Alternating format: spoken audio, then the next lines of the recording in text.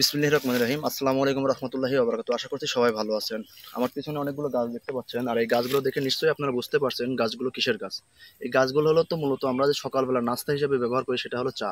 আমরা গ্রাম অঞ্চল থেকে শুরু করে অফিস আদালতে সব জায়গায় চা ব্যবহার করে থাকি। আর সেই চা বাগানে আমি আসছি আজকে, সিলেট চা বাগানে, অর্থাৎ সিলেট জাফলং চা বাগানে। সো গাছগুলো অনেক সুন্দর ছিল আগে, মূলত গাছগুলোর পাতা কেটে নিছে, এই কারণে গাছগুলো এমন দেখা যাচ্ছে।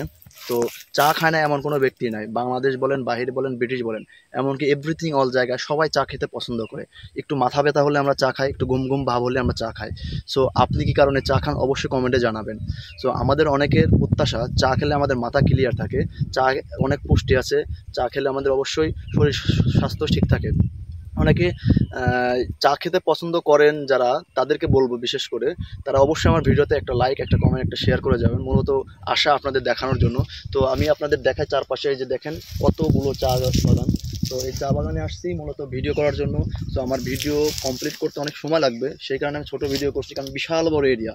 এই এরিয়াতে আমার সারাদিন ঘুরতে প্রায় সারাদিনই চলে যাবে। সো এখন আমি চলে যাব, এই কারণে আর আমি ভিডিও করতে পারছি না। তো ধন্যবাদ সকলকে। খোদা হাফেজ, আসসালামু আলাইকুম।